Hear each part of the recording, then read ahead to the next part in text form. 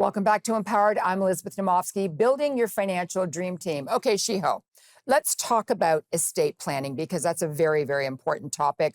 How can families best prepare for this? I often encourage people to make sure they've got their legal documents in order. Of course, this is where you're going to have a lawyer and they're going to help document your wishes.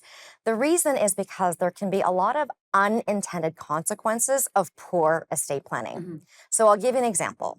Imagine you have Jane. Jane has two daughters. She's got Rachel and she's got Eva. Now, it's Jane's intent that each of the daughters receive an equal share of the inheritance. So she names Rachel the beneficiary of her $500,000 RIF account, and she names Eva the beneficiary of her $500,000 estate. You would think it was 50-50. Not so. No. You know. Yeah. Unfortunately for Eva, she is going to receive significantly less than Rachel, and here's why. The way our system works is if something should happen to Jane, that $500,000 sitting in the RIF account is going to bypass the estate and be paid direct to Rachel. But as you know, it's the estate that's responsible for the taxes. And that is not what Jane had intended. So again, really, really important to get a lawyer, make sure your wishes are documented so you avoid these problems. Now, the other thing I'll say is just because you have your will in place, you can't stop at that. From time to time, things in your life are going to shift and change, and it's important to revise and revisit your will. And I think it's important as well just to add that if you are putting together an estate plan, go to an estate lawyer. Don't go to a real estate lawyer. Don't go to, I don't know, your business lawyer or whatever. Go to a proper estate lawyer. And, I've heard people say, oh, but that's expensive. Well, life is expensive, but if you want it done properly, you need to pay a little bit more for it. So I think it's really, really important. I want to talk about examples as well of when someone should revise their will. Yeah, we often call them material changes. So I'll give you a few examples.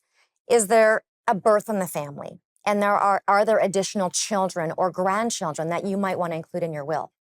Another example is there a death in the family? And might you want to change your beneficiaries or even change your executor or your trustee?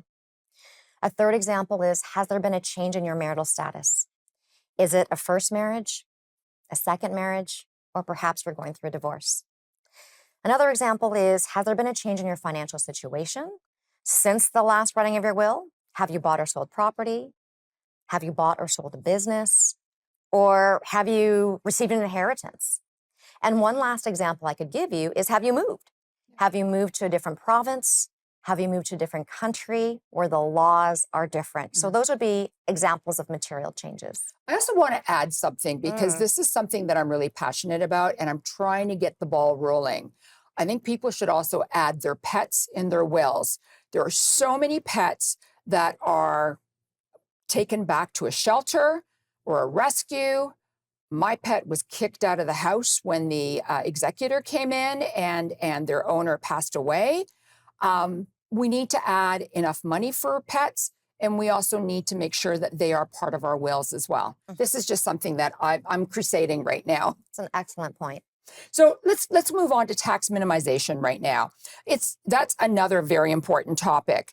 Can you give us an example where strategies can be used to help families reduce their taxes?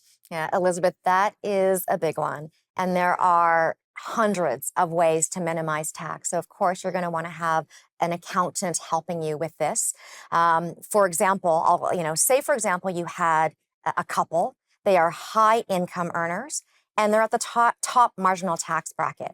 Now, let's say this couple, they have a cottage, and it's always been their intent to one day sell the cottage, take the proceeds out, and add it to their retirement fund. Now, let's imagine they have no timeline. They could sell it today, they could sell it in 5 years, maybe in 10 years. So I'm going to walk you through two scenarios. So scenario one, imagine that they sell their cottage today. Chances are they're going to have some capital gains tax to pay, but they will likely be paying it at the highest marginal tax bracket. Scenario two, if they decide to sell their cottage after they retire, chances are they're going to be in a much lower tax bracket because they no longer have that employment income. So while we always say that you should never base your decisions on taxation alone, it's really important to make sure that you, in this case, they would have saved themselves tens of thousands of dollars in tax.